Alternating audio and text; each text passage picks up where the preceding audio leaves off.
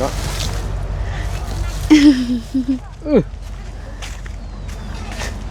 เอ็ดจักน้อง ฮะ ฮู้คือกันจักแพ้ไว โอ้ยเอาลงไว้ตั้งล่างขยันรถทับหัวเจ้านั่น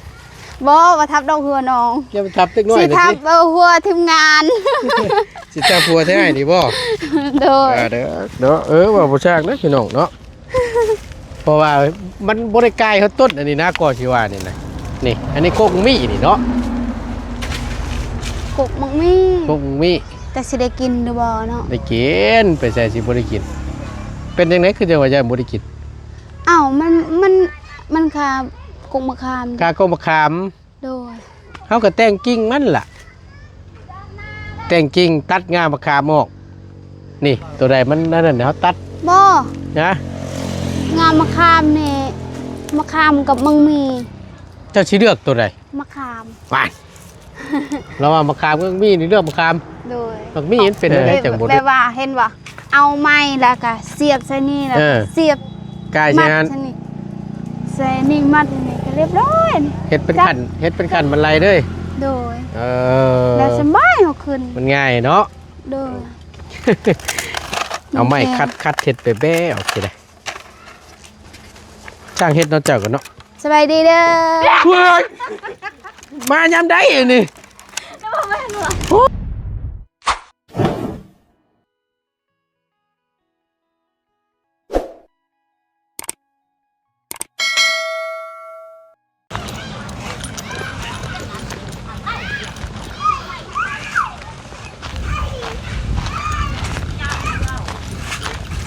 มาพบเจอกันพี่น้องเลยเยี่ยมยามตามข้าวทั้งสาวสี่หลอกแค่ก่อนหรือว่าทั้งน้องหลอกแค่เฮาเนาะกราบสำบายดีและสวัสดีเด้อพี่น้องเด้อสำบายดีกันเปิดสู่คู่สู่คน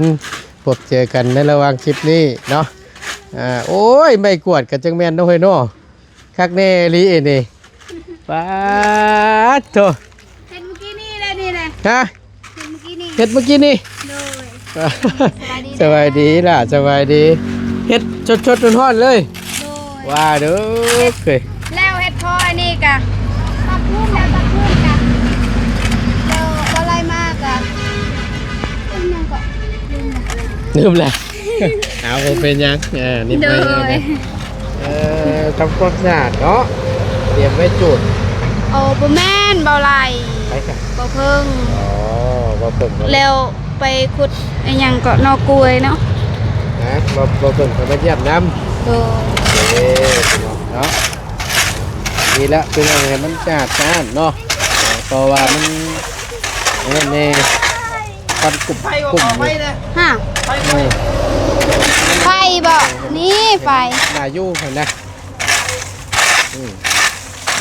กล้วยอันดอกแค่เลย ยังก็ไอ้ อันว่า ก็แห้งบ่ เจ้าสิกวดเบิดนะพูดแล้วเจ้าใบไม้อันนี้ล้นเบิดพูดแล้ว บ่ใบบอนนี่น้องสิจุดบอนนี่ แมนนั่นแรกก่อนยังว่านะเพราะว่ามันไข่รวบเด้ไปเฮ็ดกองใหญ่โพดรถมันรถเยอะคือว่าแล้วพี่น้อง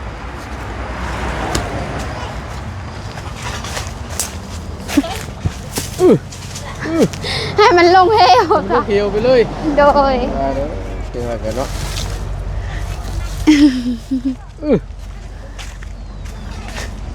เอ็ด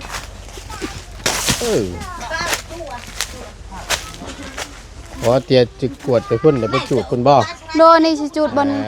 ให้มันเป็นแปลนเลยเนาะ โดย จะไปกวดจูดอยู่พุ่นมันก็สิลามใช้กกม่วงตัวนั้นนั่นแหละ บอนี่บอนนี่ อ๋อโอเคใช่เนาะ โดยตัวนั้นมันเป็นมากเลยได้ไอ้ เป็นแล้วบ่ โดย กกม่วงต้นนั้นนะ โดย เป็นแล้วบ่ใช่ นี่เด้ บ่ไปเลย เอ้ามาเบิ่งนี่ โอ้ยไม่นี่ก็เนาะไผเอาขึ้นมาไว้อยู่นี่ละค้ำไว้ชื่อบ่ จักน้อง ฮะ ฮู้คือกันจักแพ้ไว โอ้ยเอาลงไว้ตั้งล่างขยันรถทับหัวเจ้านั่น บ่ว่าทับดอกหัวน้อง อย่าไปทับเล็กน้อย สิ นะ ทับ สิ หัวทีมงาน สิทับหัวแท้นี่บ่ โดย เด้อเนาะว่าบ่ชากนะพี่น้องเนาะ เพราะว่ามันบ่ได้ไกลเขาต้นอันนี้นะก่อนสิว่านี่นะนี่อันนี้โคกมีนี่เนาะ กกมักมี่ กกมี แต่สิได้กินหรือบ่เนาะ ได้กินไปใส่สิบ่ได้กินเป็นจังไดคือจังว่าจะบ่ได้กิน อ้าวมันคากกมะขาม กากมะขาม โดย เฮาก็แต่งกิ่งมันล่ะแต่งกิ่งตัดงามะขามออกนี่ตัวใดมันนั่นน่ะเฮาตัด บ่ นะ งามมะขามนี่มะขามกับมังมี เจ้าสิเลือกตัวใด มะขาม ไป เราว่ามะขามก็มีนี่เลือกมะขาม โดย มักมีเห็นเป็นอะไรจังบ่เลือกเพิ่นให้เหตุผลมามึงดู บ่มักบะบ่มักกินบันได บ่มักกินปานใดมันเป็นมักมีหยังอันนี้ มักมี มักมีนางหรือมักมี จักแล้ว ใช่ บ่ฮู้แม่เป็นคนปลูก อืมมีไว้แล้วดีน้องไง มันมีซองกกเดียว มีสองกก นี่อันนี้ เอเอามีไว้ได้ดีแหละใครกลัวบ่มีแล้วไปขอกับเจ้าแล้วก็ยากอีก ยากบ่ ยากแล้วไปขอเพิ่นปัดเพิ่นปลูกไว้กินไว้ขายปัดเท่าปัดไปขอ บ่ยากเนาะ นะ บ่ยากของลุงเอง มีบ่ของลุงก็ได้ หลายเด้ ใครอยู่ฉันเนาะ แต่ว่าของลุงก็ตั้งหากของลุงเนาะว่าเพิ่นว่าอีหยังคือการ มัน กับ กกมี ทำเป็นของเฮาแล้วมันง่ายอีหยั แต่ ง ว่ามันสิใหญ่ นะ ยันมันบ่ใหญ่นั่นแหละมะขาม ใหญ่ กกมะขาม ไปใส่มัน ก็ ออ บ่ ก ได้ตัดออกดอกเอาไว้อยู่นี่แหละ บ่ โดย มันพ่นได้เลยนั่นงามันเล่พ่นต้นพ่นมันสิโกงมันพ่นแล้วบาดนี้ พุ่นไปพุ่น แม่น เลยเนาะ แม่นมันสิโกงของนอกพ่นแล้วบาดนี้มันออกวิดงาห่มมะขามเลย สบายเวลาเฮาขึ้นเอามะขามแล้วก็ขึ้น ไต่ ทางกกมังมีนี่เนาะ ง่ายๆติ โดย เพิ่นวางแผนได้เนาะ เอา เออ แบบว่าเห็นบ่เอาไม้แล้วก็เสียบใส่นี่แล้ว เอ ก็ อ เสียบ กาย มั ใช่ ด นั้น ใส่นี่ใส่นี่มัดนี่ก็เรียบร้อยนี่ เฮ็ดเป็นขันบรรลัยเด้ย โดย แล้ว สบายเฮาขึ้น มันง่ายเนาะ โดย โอ้ยเอาเนาะตามความสะอาดก่อนพี่น้องเลยให้น้องเพิ่นว่าจะจูดยามแรงๆให้เพิ่นกะเกียมไว้ก่อนเนาะที่เก่าก็ยังมื้อนี่ นี่บ่ อ่า กินผักบ่ ลวกผักบ่ โดย ผักหยังผักหวานผักกูด ผักสไลด์ หึ ผักกูดบ่แม่น ผักสะไลด์ สไลด์ สะไลด์ หยอกจักผักอีหยังน้องก็บ่ฮู้คือกัน เพราะ น้อบ าง ง บ่ เทื่อ ฮู้ก็ใช่ บางเทื่อมันอาจจะทั้งง่ายเคยเห็นอยู่ มันมี อาจจะ แต่ผักแถวเฮือนน้องเวลาหิวแล้วก็เด็ดกินโตะลวกกินแล้วก็กิน สบาย โดย ครับเลยเนาะแล้วตู้เนาะกินง่ายๆเนาะสบายดีเด้อ เกิบกับโมใช่เนาะเกิบกันเนาะโอ้ยบ่ย่านเหยียบแก้วเหยียบน้ำบ่อันนี้ต่อไม่บ่หรือว่าพังเอา ตัวใด นี่เด้ ตัวนี้บ่ แม่น เสาเฮือน เสาเฮือน โดย โอ้ เสาเฮือน เขียนสูตรที่แหละให้มันสะอาดจ้านพี่น้อง ตัวนี้เป็นเฮือนเก่าเห็นแต่แบบว่าสิเฮ็ดเฮือนตัวนี้แล้วแบบว่าทางเทิงแล้วมันหักหมดเห็น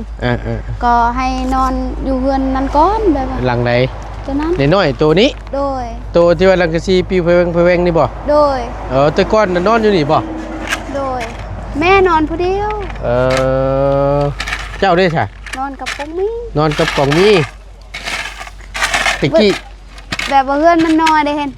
มัน มัน มุย นอน หมองนอนบ่ โดยแล้วก็ให้แม่นอนผู้เดียว ก่อนจะสั่งเพื่อนหลังนี้ขึ้นมา โดย ก่อนจะปลุกหลังนี้ ปลุกโดยบ่มีแบบว่าบ่มีบ่นอนเด้เฮาปลุกเฮือนตัวนี้เห็นก็นอนเฮือนตัวนั้นก่อน แต่ก่อนน่ะเฮือนเก่าเจ้านั่นอยู่นี้ โดย ที่ว่าต่อนี่น่ะเป็นชาวเฮือนบ่นี่น่ะ โดยเสาเฮือน บ่ตูนคิดว่า อันนี้ได้พี่น้องไอ้คิดว่าเป็นตอไม้ หันได้อ้าย อันใด อ้ายเคยตัด ตัวนี้ก็แม่นบ่ ตัวนี้ก็แม่น ต่อชาวเฮือนคือกัน โดยเสาเฮือนน้องแหละนี่ อันเลี้ยงกันใช้ไล่เฮ็ดเตียงนั่งนี่แม่นชาวเฮือนเก่า โด บ่ ย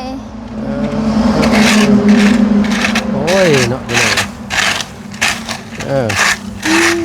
เมาควันระบาดนี่จุด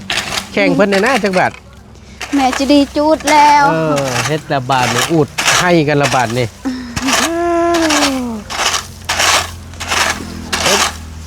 เฮาอยู่เป็นแล้วก็สบายเนาะ แน่น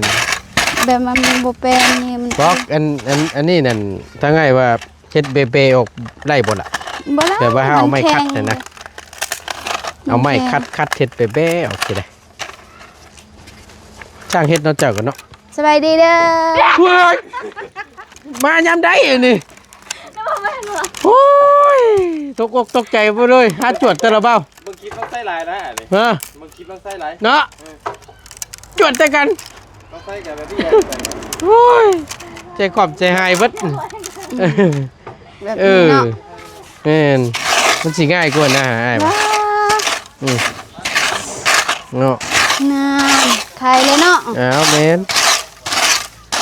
ให้มันเบๆเฮาไม่คัดเอาจะได้กวดหลาย ก็เป็น มื้อ อ้ายเนาะน้องก็เป็นน้อง อันใด ว่าเฮ็ดพลอยนี่ว่าน้องก็เป็นน้องอายก็เป็นอ้ายอายฮู้เนาะ เอาเนาะเนี่ยแหละมันสิง่ายเฮาเฮ็ดเอาน้องเอ้ยถ้าว่ามันบ่เบของเฮาก็นี่แหละมันกวดยาก โดย ถ้าว่าบ่มีบ่ไม่ก้านมะพร้าว กัน พลอยก้านมะพร้าวนะบ่มี โดย ทำได้ตัวนั้นกวดกับคักคือกันนี่เนาะและกวดลายมืออยู่เพื่อมันสิล้นเบิดใบมะขามเจ้านี่โอ้ว่าเด้อจ้ะเนาะ บ่นี่3มือแล้วบ่ได้กวดนะ 3มื้อแล้ว โดย อ่า บ่ได้ นี่ กวด แหละ ได้บ่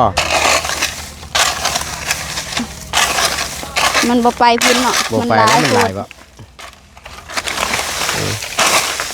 เนี่ยขยันพี่น้องเอ้ยน้องๆเพิ่นก็ได้ซอยพุดซอยพี่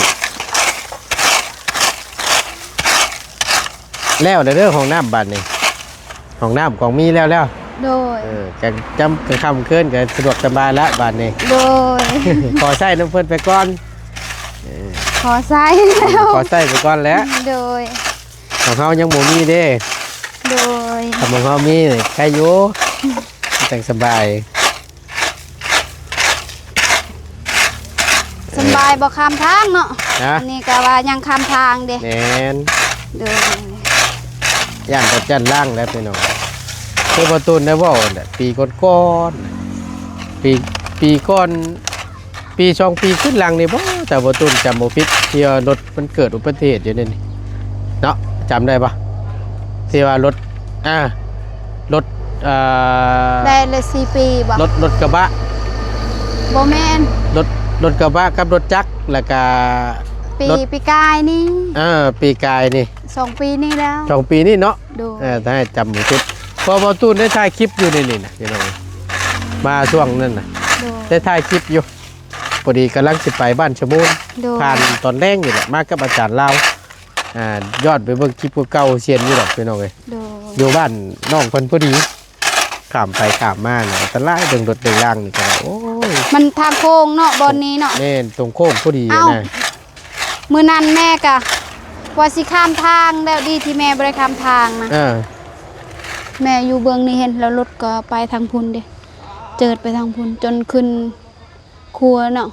แม่นขึ้นไปผู้หม่องอันนั้นน่ะ โดย อันฮักบุ้มนี่จะแม่นประจักษ์นั่น ขึ้นทางเทิงเลยนะแบบว่ารถนั่นอยู่เทิงครัวเลยนะ อ่า อยู่บอนนี้ แม่น เนาะ ข้างย่างอยู่ โดย เล็กอันตัวมอเตอร์ไซค์นั่นตัวรถจักรนั่นน่ะตอนน้ำส่งลงไปอันนั้นพี่น้องเจ็บ ว่าสิขึ้นกุ้ย นะ มอเตอร์ไซค์นะ มาแต่สวนกล้วยบ่ บ่ว่าสิขึ้นกุ้ยแบบว่าเขาค่ะหับทรงแบบว่าเขาเป็นหับจ้างเขาแบบ เอา แบบว่าขึ้นกุ้ยรถใหญ่เห็น นั่นแหละ จะว่ากำลังสิไปประจักษ์หรือว่ากำลังเลิกบ่เนาะ ยังบ่เลิกว่าสิไปต่อยสิไปต่อยมันลงจักอีพุ่นแหละ น้องก็บ่จื้อคือกัน ถ้าที่ให้เห็นนี่เพิ่นจะรถกระบะคันนั้นน่ะมาแต่พุ่นเนาะแต่ว่ารถพ่วงอีกคันหนึงนั่นขี่ โอ้รถจักรกับรถไอ้หยังรถ60ล้อ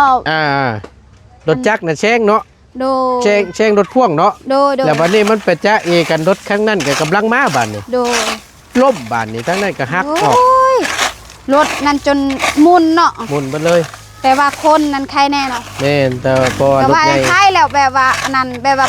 ขนาดนั้นแบบว่ายังโชคดีเขาเนาะ แม่นยังดีแต่ว่าเพิ่นก็บ่ได้เป็นหยังแห้งพี่น้องแต่ว่ารถ แค่ มัน หัก หมุน ขาเนาะ แม่นยับเลยเป็นแล้วก็โอ้แต่ดูโตนพี่น้องเอ้ยทั้งคนเจ็บและผู้คน น้องจนนอนบ่ได้เลยมื้อนั้นย่านน่ะ บ่ โดยรู้สึกว่าย่านแฮง เป็นลายแห้งนี่แหละในการข้ามไปข้ามมาก็ระมัดระวังนั่นแหละเบิ่งซ้ายเบิ่งขวาแล้วก็ข้าม บางเทื่อเฮาไปดีบางเทื่อเขาไปบ่ดีเนาะ แม่นบางเทื่อมันก็โอ้เหตุ แบบว่าเขาขับรถไวแล้วเฮาบ่เห็นได้ แม่น เนาะ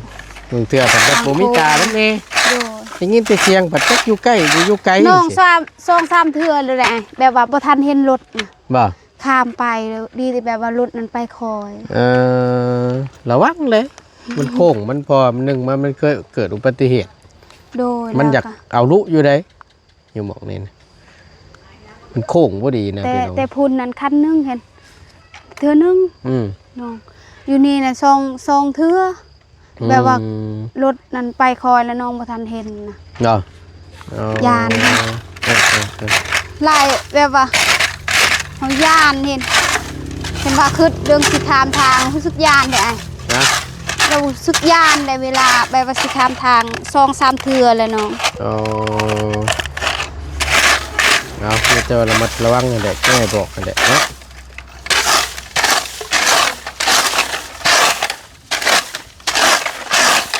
จบเล็กๆพี่น้องเลยเนาะได้ยังกินข้าวแรงไปเลย ลวกผัก นี่ ตำลึง อย่าตำลึง โดย คือในบ่อจะเว่าเมื่อกี้นี่นะลวกผักตำลึงจำแจ่ว โดย อ๋อ และ เออก ระแซบอยู่เนาะ แซ่บอยู่ เด็ดแถวเฮือนก็กิน แปลวอยู่ใส่นั่นแหละแปลวอยู่ใส่ แถวกกจะน้ำมองน้องก็ว่ากกมักละจองนี่ ตกหมักละจอง โดยแถว ห พุ่ มั น กละจอง มันคือต้นหยังนี่อันนี้บ่พวกหมักเล็บไม้นี่บ่ บ่แม่น เอาบ่เฮ็ดกองใหญ่เด้อน้องเด้อจูดแล้วให้มันลามไปแล้วมื้อหยังมันสิลวกโกกบุมี่เจ้าอีกนี่โกกบุมี่โกกม่วงเจ้านี่ถ้าเอาเฮ็ดกองกินเหยื่อใหญ่น่ะไผมันดุกแฮงมันลาบวาบขึ้นแล้ว มันลวกไปอันนี้หน่อยเอาก็ได้ให้มันลามไปแล้วเฮาก็เผาเวลาจูดเนี่ยอย่ามันลามไปทางอื่นบันไดอันนั้นก็บ่กวดออกก็ได้บ่กวดออกก็ได้บ่เป็นหยังได้กวดต้อมเด้ขาวเฮ็ดกองใหญ่ๆนี่เด้ยกตัวอย่างมันนี่มันสิขึ้นไปเดี๋ยวนี้มันรวบใบไม้เจ้าน่ะตายเบิด โดยอ้าวลมย่านจูดเด้ แม่นบ่พาจูดมี จุด แต่ จุดตอนเช้ามื้ออื่นอีก น้องก็อยู่เฮือนอีกมื้ออื่น มัน แบบว่าดองอยู่บ้านซะแล้วเห็นแบบว่าเฮ็ดยังบ่ทันแล้วเด้แบบว่าเอ้ยน้องแบบว่าจุงเหตุการณ์เห็น เออ คือเฮือนเดียวกันนั่นแหละแต่ก็ไปบ่ได้ มันเป็นอะไร แม่ว่าคลำไปเฮ็ดเวียกบ่ได้ คลำบ่ได้ล่ะ คลำแบบว่าเฮ็ดงานดองเด้ งานแต่ง โดย อยู่บ้านเฉลียวนะอ้ายผ่านมาเห็นอยู่ โดยอันนั้นแหละ แล้วมันเป็นอะไรเจ้าไปบ่ได้สิบ่ ไปบ่ได้แบบว่าอยู่ป่าแบบว่าคือเฮือนเดียวกันนะแบบว่าลาวอยู่บ้านซะแล้วเห็นแบบว่าคือเขากุ้งมีกับน้องนี่แล้ว เป็นพี่น้องกันบ่กับเจ้านะ โดยเป็นพี่น้องกันเขากุ้งมีเขาคือกัน เออ แบบว่าอิหยังเกาะฮีดนั่นลุงแหละเป็นคนไปแบบว่าไปจำฮีดอิหยังนะ อืม เพื่อนน้องก็คือกันเล่าเป็นคนจำฮีดคือกันก็เลยไปเฮ็ดเวียกบ่ได้แม่เว้า บ่ไปช่วยเพิ่นบ่ได้ซ้ำ ซอยได้ไปซอยว่าไปเฮ็ดเวียกแต่ว่าน้องสิไปเฮ็ดเวียกของน้องแบบว่าไปส่วนอีหยังนั้นบ่ได้ เข้าใจแล้วสิว่าง่ายๆมือมันเป็นงานแต่ง โดย แต่งเงินพี่น้องทั้งเจ้านี้ โดย แต่ว่าเจ้านั่นติดงานทั้งนี้มาแต่ไปช่วยเวียกทั้งนั้นอยู่แต่ว่าบ่สามารถไปเวียกชวนตัวได้ โดย โอ้ เคโอเค อยู่เฮือนได้แต่แบบว่า ไปเฮ็ดเวียกบ่ได้แล้วก็แบบว่า ตัวคล โดย ำมันถือเนาะ โดย สบายแล้วเนี่ย สบายแล้วเท่านี้ เออโอ้ย เก็บต่อแล้ว เออได้อยู่ วัน เนาะ นี้เคยตัดฟืนตัดยางแบบ ได้ แล้วไปซอยเบาจันเอาหนอกล้วยนั่นแหละ สิว่าง่ายๆกะเฮ็ดก็แก๊กๆอยู่ในเรือนนี่กะบ่เป็นหยัง โดย ขอแต่ว่าไปให้ไปสวนไป บ่ได้ มันปลูกหยังปลูกกล้วยแม่นบ่ได้เนาะ โดย เอ้ยสัตว์พี่น้องเอ้ย แถวนี้มันบ่ลามดอกไอ้เนาะ บ่ลามบ่ลาม เพิ่นว่าแถวนั้นยันมันลามไปพุ่น แล้วเฮาก็มีแต่ว่ากำมาสิจูด มื้อ แต่เฮา ต สิ อน จูด เช้า นี่ก็เฮาก็อันถือน้ำเตรียมพร้อมบ่เลยตักใส่คุนั่นมาถ้าบ่ตักใส่คุก็เอาพดไม้ไว้ถ้าตีมันอย่ามันหดยันมันลามไปนะ โดย อย่ามันลามลงไปพุ่นต้นไม้พุ่นบ่แห้งแล้วยากอีกแล้ว อย่างเนาะ แม่น ย่านอีหลีไฟ โอ้บ่ได้ ตอน สเลย นั้นเอื้อยเราเป็นคนจูดให้เห็น อืม อยู่บ้านสกีน่ะแล้วน้องก็พอเขาเลี้ยงแล้วพอบักใกล้เห็น ไปซอยแล้วดับไฟนะกะเซาก็มีแล้วแบบว่าในบ้านเขานำเห็นหลายคนนะแต่บ่แพ้มืดส่วน เอาบ่แพ้ไฟมันลุกแห้ง นี่ที่แบบว่าส่วนเราเอง เออ บ่ไม่บ่ลามหมดส่วนเขา เอาไปใหม่ชวนกระเจ้าน้ำชวนคนอื่นมันมีบ่แห้งเนาะ ดู สิเป็นโทษเพิ่นเนาะ โทษละ เอาน้ำ ไฟ บ่ทัน โย้ยมันแห้งนี่มันลามนะดับบ่ได้เลย จนยาน ลุกวาบแล้วเนาะ ดู โอ้เอาฉันมีแต่ให้น้องเพิ่นอันนี้ก่อนพี่น้องเอ้ยให้น้องเพิ่นทำความสะอาดก่อนเนาะ ดู เอามีแต่มีกับขนมด้วยนะเด้อต้อนเด้อสู่ทั้งแม่เจ้ากินน้ำเด้อ โดยขอบใจหลายๆ เอ้ย แล้วก็ขอบใจ FC นำเด้อ โดย ที่ติดตาม โอเคอยู่ดีมีแห้ง โดย มาบาทนี้ไม่ไอ้าย โดย กลับก่อนเนาะ สวัสดีเด้อ โดยสบายดีละสบายดีจุดก็คือไอ้บ่เด้อมีแต่ว่าเฮ็ดกล่องน้อยๆเอาให้มันลามไปแล้วไผมันจังลุกบ่แห้งแต่ว่ามันลุกแห้งมันสิรวบกกหมักมี่กกหมูม่วงเจ้านั่นแหละนี่คือจังซี่นี่ไผมันลุกแห้งแล้วจังตายเบิดกกหมูม่วงเจ้าน่ะ แต่ว่ามันคอยนั่นไปมันก็บ่ฮ้อนดอกอันไผมันลุกวาบขึ้นน่ะเรียบร้อยแหละประมาณนั้นแหละสังกะสีเพิ่นบ่คายบ่น่ะ ว่าสิพาเด้อบ่เห็นเวียดเด้อ เนาะเบียดยังกันมาเนาะเก็บไว้ก่อนฉัน ไปพี่น้องเอ้ยบ่ตุนครับก่อนบ้านนี้เนาะค่ำมืดแล้วช่วงแรงบรรยากาศเย็นได้ค่ำมาแล้วก็โอเคแหละช่วงกลางเว้นนี่ป๊าดโตอากาศสุดยอดพี่น้องเอ้ยบ่ตุนถ่ายคลิปก็จนบ่จบคลิปอุณหภูมิมันขึ้นชูงลายตัดโทรศัพท์บ่ตุนมันร้อนแรงพี่น้องเอ้ย เอาจังใดก็อยู่ดีมีแห้งขอบคุณหลายๆมาเยี่ยมยามตามข่าวทั้งน้องหลอกแค่เนาะหรือว่าทั้งน้องล่านี่เองพี่น้องไงอยู่ดีมีแห้งขอบคุณสบายดีเด้อพี่น้องเด้อ